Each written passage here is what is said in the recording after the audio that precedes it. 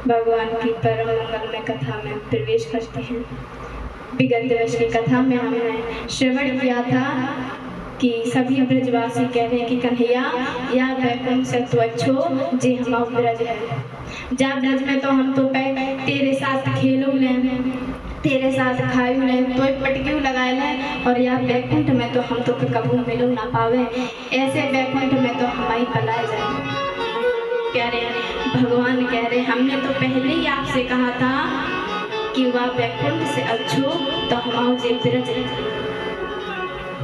अब आगे श्री सुखदेव जी महाराज रास पंचाध्यायी का वर्णन करते हैं कि भगवान पीता रात्रि शरदोत फुल्ल मल्लिका विक्षरन्तुं मनश्चक्रे योग मायामुपाश्रिता। भगवान शरद पूर्णिमा की रात्रि में जब मल्लिका आदि पुष्पों को जब विकसित देखे, शरदीय पुष्प खिले हुए हैं, उनमें चंद्रमा का चूड़ बिछ रहा है, शरदीय सुंदर मंद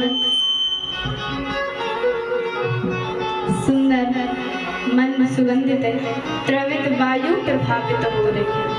भूमि में यमुना जी में जब चंद्रमा का प्रकाश पड़ते देखा तो भगवान के मन में रास करने की इच्छा प्रकट हुई।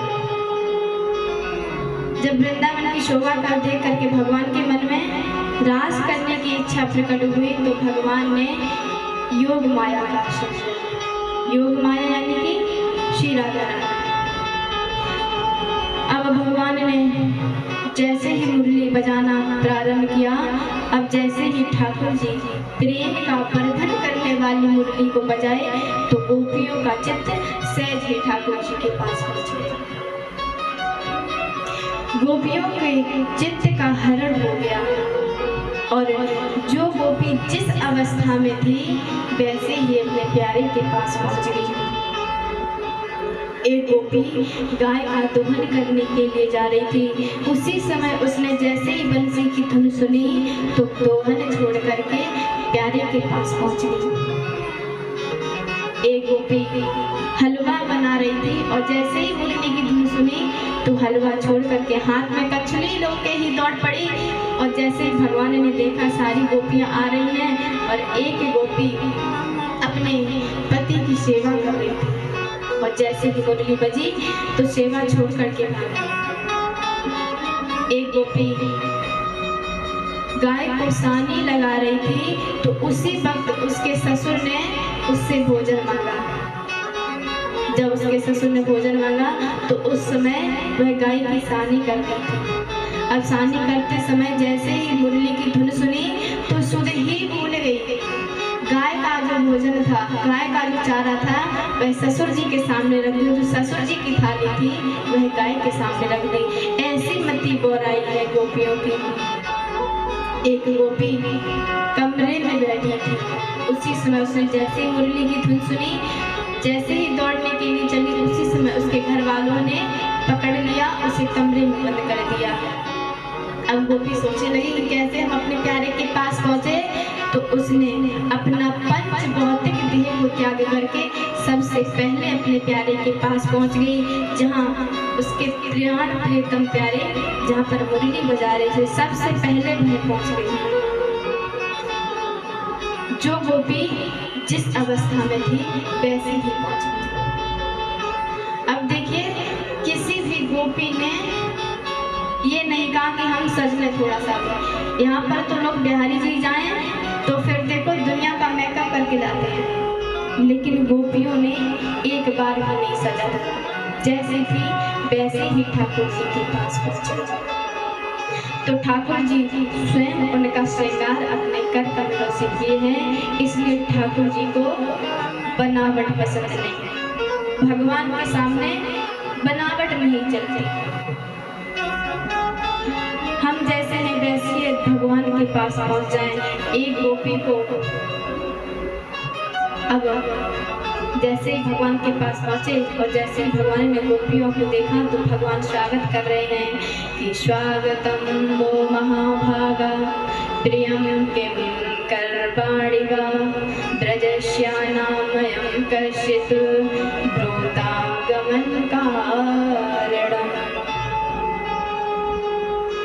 भगवान कह रहे हैं कि आओ आओ महाभागा गोपियों, आप कैसी हो, कहिए मैं आपकी क्या सेवा करूं।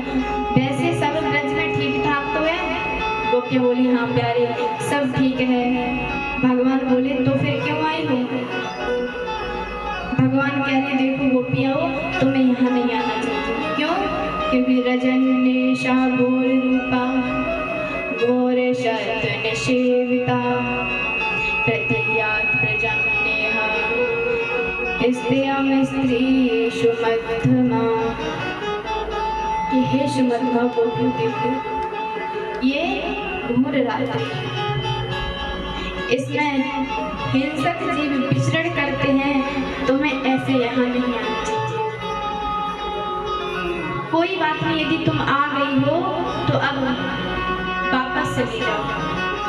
गोपियाँ बेचारी सोचने लगी कि पहले हमको तो मुरली बजा करके बुलाए और अब आने की देर नहीं हुई कि बोल रही कि चले जाओ।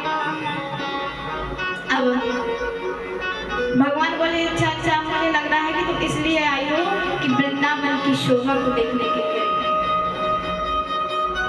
यदि तुमने वृंदावन की शोभा का दर्शन कर लिया हो तो अब चली जाओ। भगवान फिर से बोले हमें तो ऐसा लग रहा है कि तुम हमारे प्रेम के वशीभूत होकर के आई हो।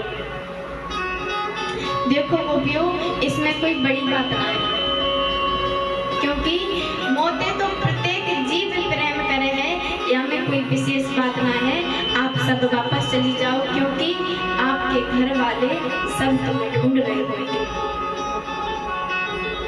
सब परेशान हो रहे होंगे, इसलिए तुम चली जाओ। देखो गोपियों, स्त्रियों को पति की सेवा से बढ़ करके और कोई दूसरा धर्म नहीं। स्त्री को पति की सेवा करनी ही चाहिए, उसका पति चाहे कैसा भी हो, चाहे दुर्शीलो दुर्भाग्यो व्रतो जड़ो रोगे धनो विवाह पति स्त्री हंतव्यो लोगों सुबीर कार्तिकी। गोपियों, पति चाहे विरोधी हो, चाहे भाग्यहीन हो, चाहे व्रत हो, चाहे रोगी हो, चाहे जड़ हो, चाहे